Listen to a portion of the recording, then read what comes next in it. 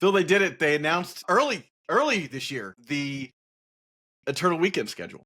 I'm confused. They've adapted to giving us the information early, and I never adapted to making plans ahead of time. No, I mean, and now we spent a good portion of the morning me texting you back and forth about places to maybe check out in Luca and dates and trying to figure out like maybe we can go to a second Eternal Weekend because we have enough time to plan for that. We have enough time to plan for it, and I'm over here like I haven't even responded to any of that stuff because I'm still trying to understand what is even going on. It's very exciting. It's very exciting to get information ahead. And here's the thing: on top of all that, it's like The Godfather 3 for you, right? Like just when you thought you were out, they pulled you right back in, right? Like you were dead on the format. You're like, I'm done for a little while. I need to take a week's break. I just need to like reset. And here we are. The excitement is back. Yeah, I want to take a break, and then I was like, "Ooh, we're ready for EW already." And then I looked at the promos that, not going to get them, but like, man, Tendrils and Trinisphere, come on, fam, dude. Here's the missed thing. out. Here's the thing: they're sweet. The art's amazing. The art's amazing. Yeah, hard stop. The art's amazing. I'm going to end up winning one of these. Yeah. It's unfortunate that I would never play these. I would never put these in the deck. You're gonna have to put the one of Trinisphere back into your 12 cast deck whenever that happens. Yeah, but yeah, Tendrils of Agony. Let me share the screen here so everyone can see what we're talking about here. Why not, right? Talk about what we're talking about. 3-for-1 Trading is buying all Magic the Gathering singles and entire collections, big and small. They're one of the top trading card game traders, buying way over 1 million Magic cards a year, and they are more than happy to make an offer on your cards. In addition to sending in your cards, you'll also have a chance to sell and trade with them at MagicCon Las Vegas, taking place from June 20th to 22nd. You can support the channel by using the link 341.gg/sell-ed. Huge thanks to 3-for-1 Trading for supporting the Legacy community. Now back to the show. So, yeah, we got this Tendrils of Agony promo. That's for Legacy, obviously. And then we have the Trinisphere promo as well. Yo, what's going to happen? Like, do they have to just, like... I mean, they have plenty of time to go. But, like, is there a future where they're just like, well, we need a vintage promo, so we're going to have to restrict something? Yeah, right? Got to restrict something. Yep. All right, so, yeah, there's the art for the Trinisphere. There's the art for the Tendrils of Agony. Nice, big, bold art. Let's talk about these dates. We've got October 9th through the 12th. It's nice and early.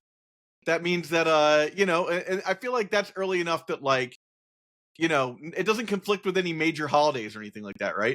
Yeah, what I appreciate about for the ones that we're looking at, which is, I mean, obviously Pittsburgh, we're going to be there. And then the one that we're going to try and plan out going forward is how we can get to Luca as well for 4 seasons. And then, somewhere down the line, we'll pull off the trifecta. But what's nice about the spread between these two, between the first two, is that there's a month and a half between the first two. Yeah. Whereas, like, if you look at the spread between Italy and Japan, I don't know what the density of players that travel from Europe to Japan or That's vice 13 versa days. is. But, like, the fact that it's just 2 weeks is like, oh, okay, you're probably, like, there may be, like, some subtle shifts, but, like... You're fired. The format ain't like taking off time for that for that to begin with, but also like the format is unlikely to have any significant shifts in 2 weeks. Maybe you get like a card or two here or there, depending on like what people see out of Italy going into Japan. But like the month and a half between Pittsburgh and Italy, that might be like a set coming out, right? That's a possible set coming out for the Halloween set, whatever that is this year. Shit? I forget what it is, but like there's a set in between those two. Historically, I mean, we can look at the schedule for releases, but there's typically like the Halloween release, like last year it was Dustmore, it's usually Innistrad. It's like whatever they target for that time of year. Is it actually Spider-Man? I don't know off the top of my head what it is, but like that's the biggest transition between Pennsylvania and Italy is that I think there's a set release in between them, and the amount of time that we'll have in between for like the stuff that isn't just like the obvious stuff like Bowmasters or Tameo. Like, if there's not an objectively obvious busted card, like, it may not be discovered until Japan.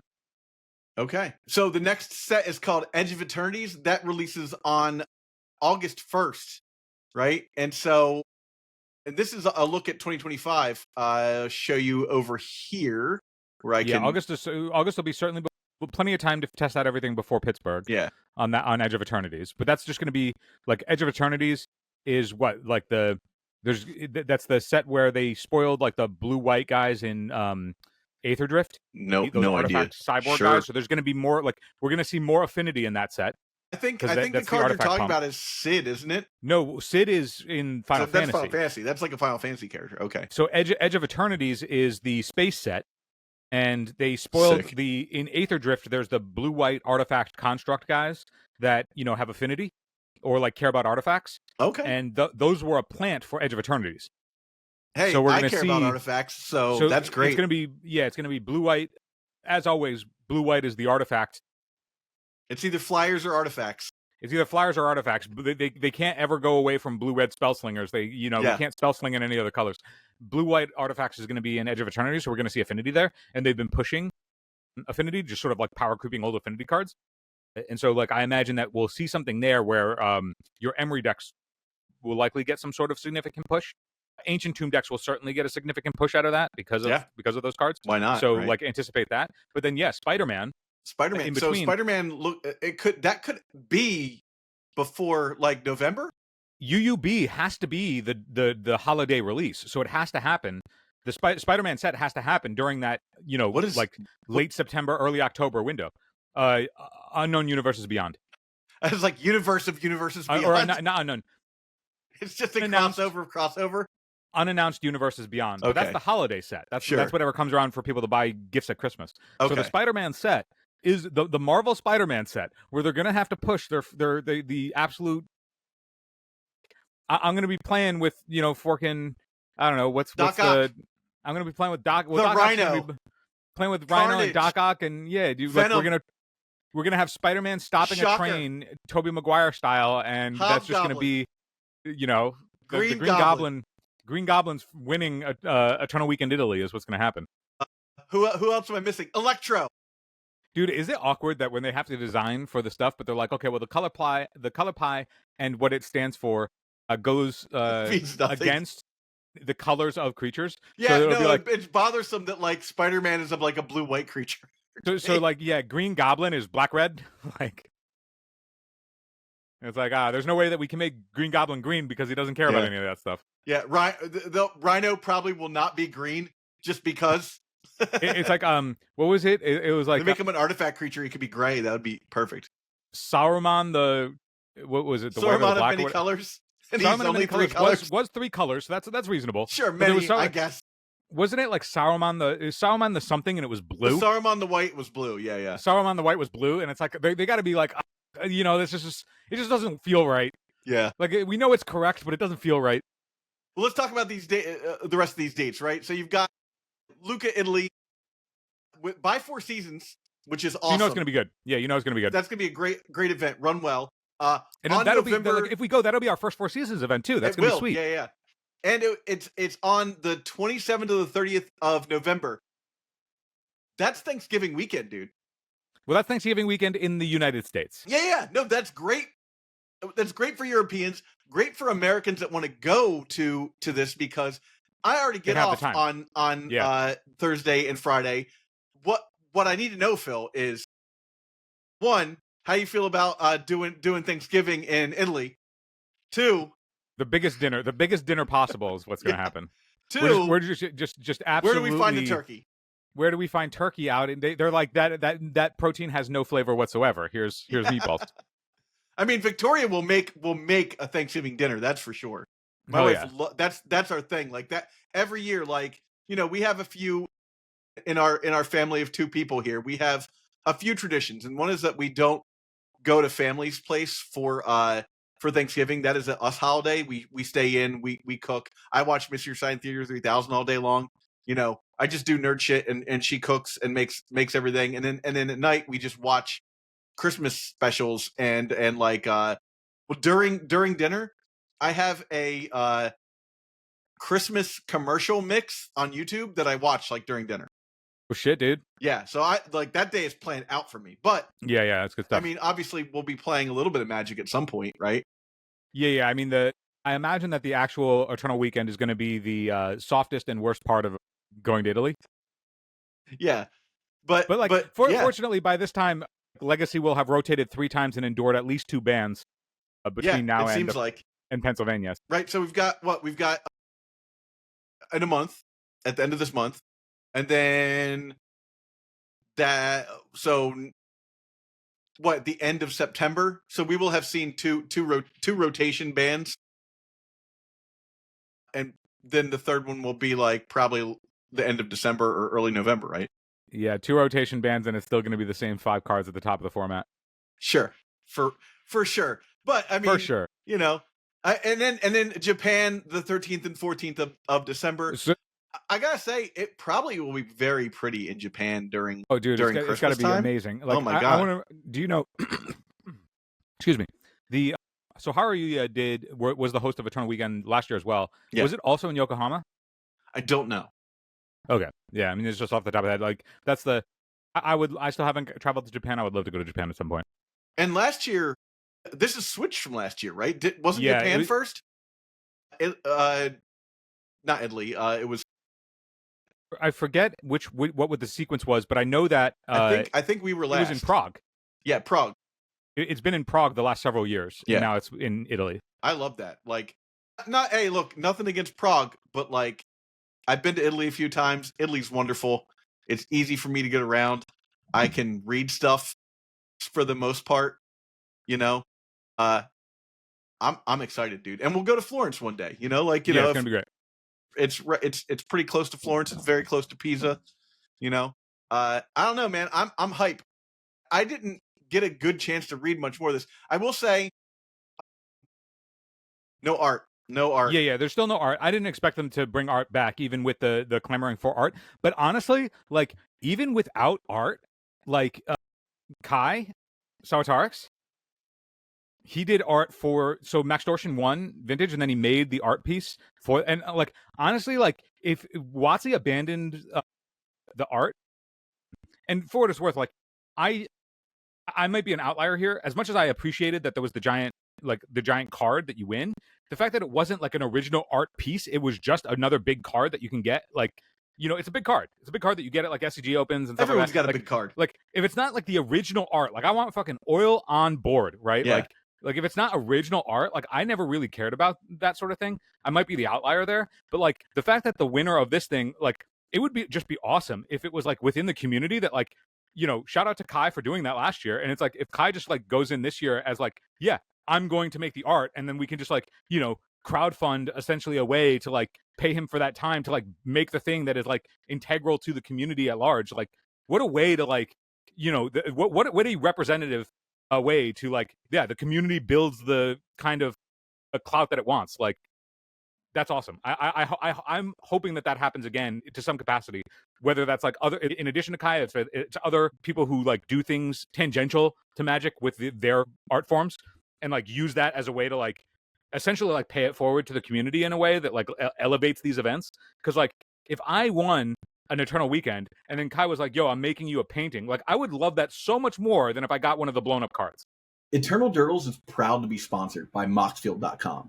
Moxfield is the best deck building website on the internet. You can find all of my and Phil's decks in links below, including decks from this episode. And if you do, you'll be directly supporting the channel. Yeah, I mean, original art's always better. And then you can hang it on your coat rack behind you. Dude, then we can hang it on the coat rack. There was one time, it was a local here in NYC. Went to, and he won a thing in Vegas, and he won the original clown car artwork. And it's like, dude, it's like, I mean, clown car, come on, man, like, that's sweet. You just win the original clown car art. Yeah, was it David Marchese? No, it wasn't. It wasn't David. Unfortunately, it was. I'm forgetting who it was, but I remember being like, oh, that's awesome. I'm remembering my experience, not who won it, but yeah. I know that they're like, here's how I reacted to this. Yo, hit us up. I know you listen. I know you. Hopefully you. I don't know if you listen. Hopefully you listen. I don't know. Like, hit us up on Discord, and we'll give you the shout around on the next go around, because the original clown car artwork is sweet as fuck. Yeah, I'm hyped to. I mean, this is great. Like, getting this amount of notice is like amazing. Like, this allows last year they announced it. They were like, okay, it's coming, and then they were like, it's coming 4 months from now. Yeah. This gives us enough time to plan, enough time to decide if we can, make this. It gives us time to take off of work if we have to do that. Mm-hmm. You can now book early for hotels, Airbnbs, that sort of thing, so that you're not paying out the wazoo for them. Zach, called shot. And we're going to throw this out to our listeners as well. Whoever guesses it right, we'll give you whatever our next giveaway is. You'll have won the raffle for Eternal Weekend, Lucca, Italy. Will I register 1, 2, 3, or 4 Termini? And bonus points if you can figure out. You got to do something that's going to be a tiebreaker here. Know ahead of time what the split is. Main and board. That's the raffle ahead of time. Okay, but there's going to be a non-zero number of people that guess that right. A non one number of people that guess that right. So totally. Also, they need to guess. But what if somebody guesses 0 and then they're right because I go off the deep end and register like? There'll probably be another person who guesses 0. There are 16 possible answers for what you just asked for. So if more than 16 people guess, we're out. Prince. Then the tiebreaker will be Phil's place at Eternal Weekend EU. So first number of course, number of Terminus in deck, number of Terminus in main board, number of Phil's final standing at Eternal Weekend. Closest without going under? Just closest. Closest is fine. Yeah, just closest. Just like if there's going to be 400 players and then they have to guess, the closest to like 377th, just closest.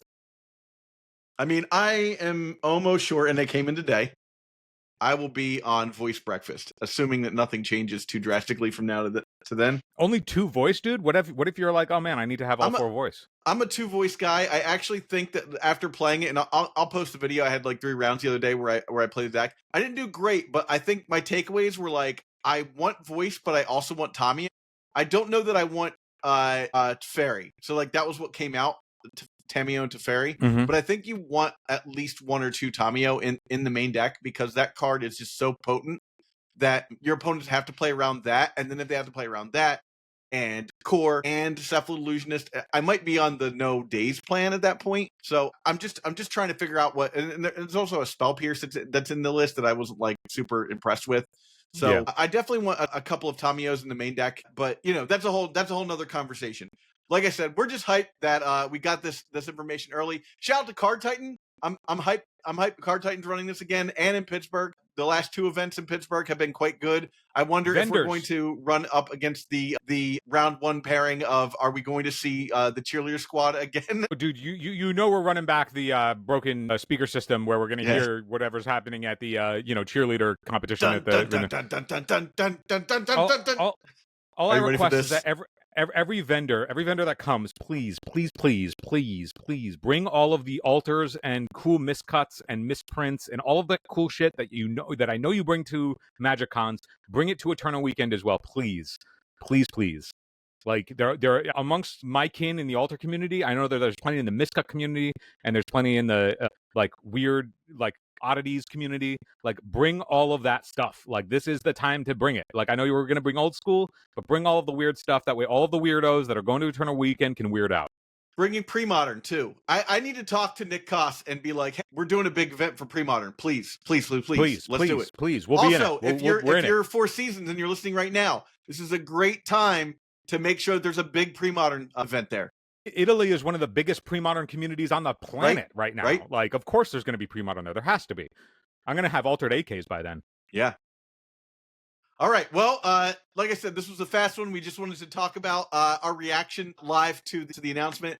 Thanks, everybody, for watching, and we will catch you on the flip. Hey, if you enjoyed this episode, hit the subscribe button. It grows the legacy content ecosystem we all love by relaying to the platform that you are part of our passionate community. And to go even further, click the links for subscription or to support directly via Patreon to help us create more content for you. Patreon supporters get 4 exclusive extra episodes per month. If you're listening on an audio platform, head over to patreon.com/eternaldurdles. Thanks so much for your support.